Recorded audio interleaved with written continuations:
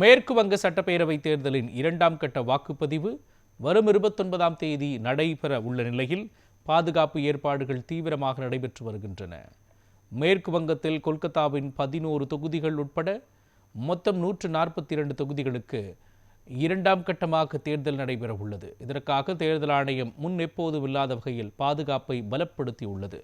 குறிப்பாக கொல்கத்தா மற்றும் ஹவுரா போன்ற மக்கள் நெருக்கம் அதிகம் உள்ள பகுதிகளில் ட்ரோன்கள் மூலம் கண்காணிக்க முடிவு செய்யப்பட்டுள்ளது.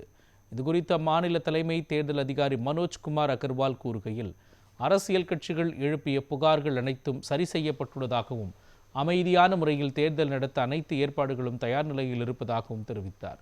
வாக்குச்சாவடிகளுக்கு செல்லும் சாலைகள் மற்றும் குறுகிய சந்துகளில் முதல் முறையாக கண்காணிப்பு கேமராக்கள் பொருத்தப்பட உள்ளன.